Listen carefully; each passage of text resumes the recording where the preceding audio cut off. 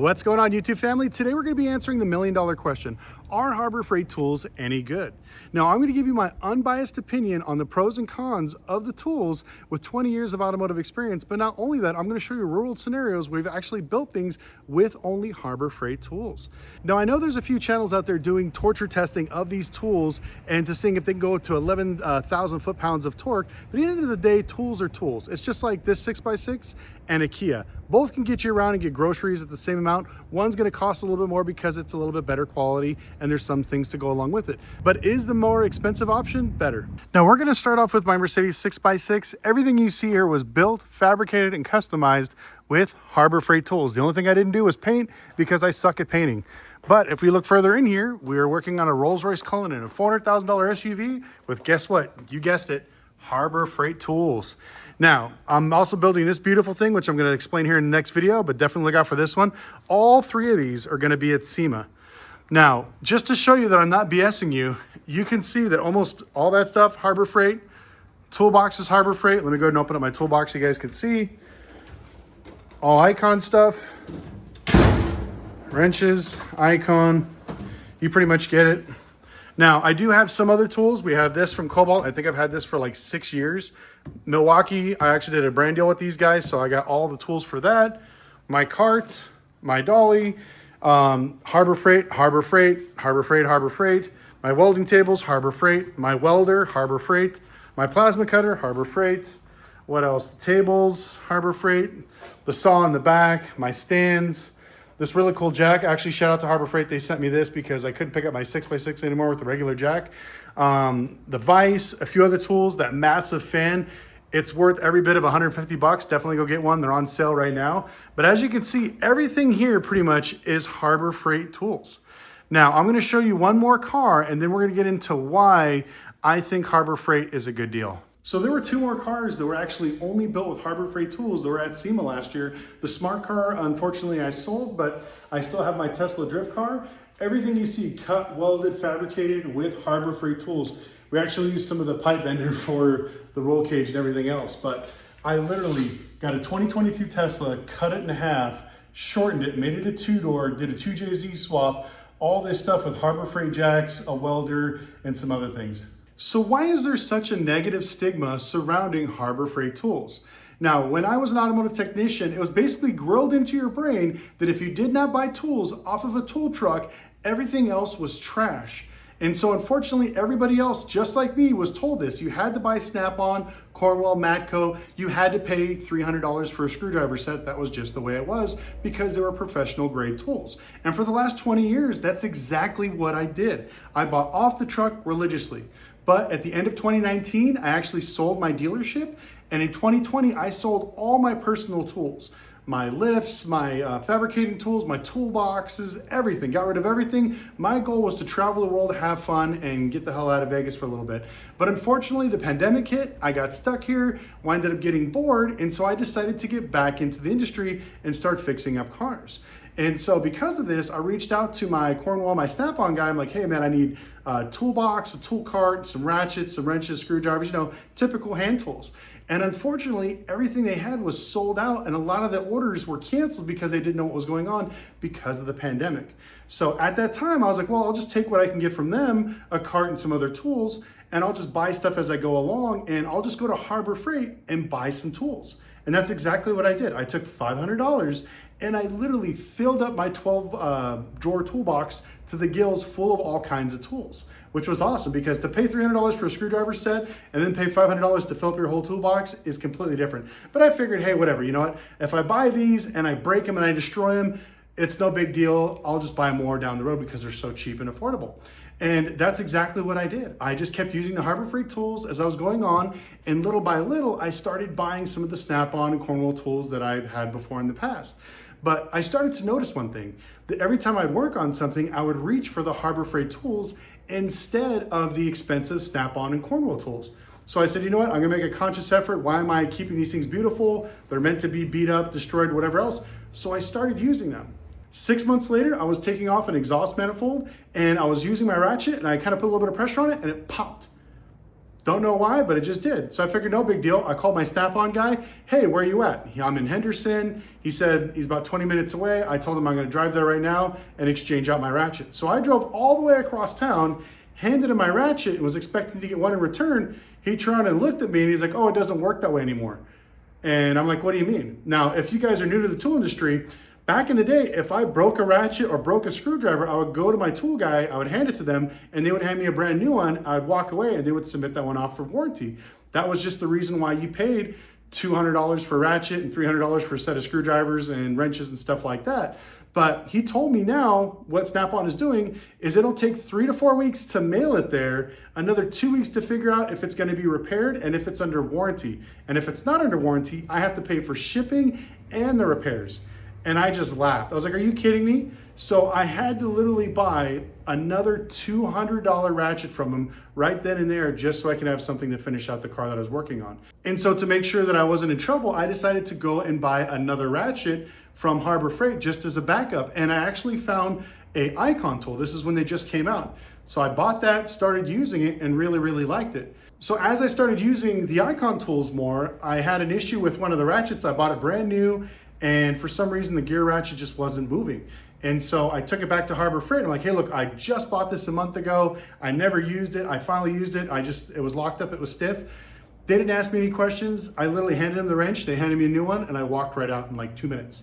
And so that really changed my mind when it came to actually getting Harbor Freight tools, because remember, the reason why you pay all that money for the warranty and the customer service and for the lifetime tools is because of that.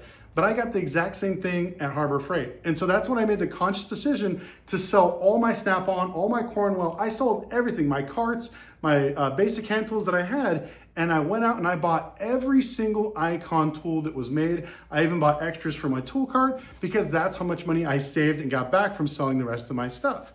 And so for the last 3 years, I've been using nothing but Icon tools 100% of the time, and some Pittsburgh and other Harbor Freight stuff. And it's worked out tremendously. I've built crazy cars. I've done repos and stuff like this on a weekly basis with just basic hand tools. I've never used any of their impacts. I have to admit that because I haven't gotten one. Maybe I'll try one of those. But the welders have been amazing. Like I said, that whole 6x6 you see right here, every single thing was welded with this actual welder. The sheet metal was cut out with the plasma cutter. Same thing with the smart car, same thing with the Tesla. Everything you see on my channel was built with Harbor Freight tools. And that was one of the things I decided to build out this garage and make all these things, because a lot of people have this mystique that, oh, you can't do amazing things out of your garage and you can't do amazing things with Harbor Freight tools.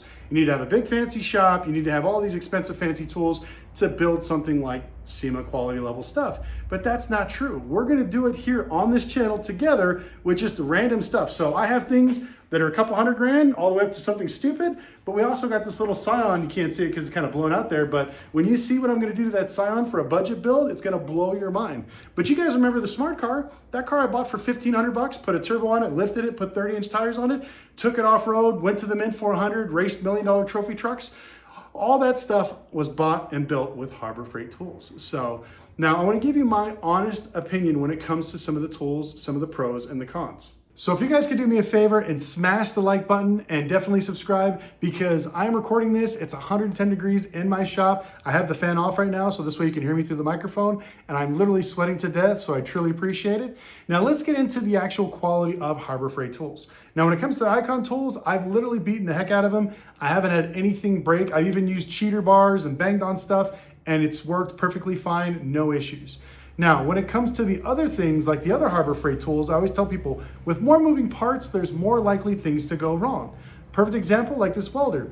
I haven't had any problems with my welder. I think I had to buy a few tips and everything else, but the replacement plan on that was only 110 bucks. So to buy something for $1,000 and get a 1 to 2 year replacement plan for just a few bucks more, it's worth it. My Miller welder was $7,000 and it had, I think, a 2-year warranty, but it didn't cover a lot of the usables. Where this one right here, my buddy, he had a problem with his gun. The trigger just started sticking.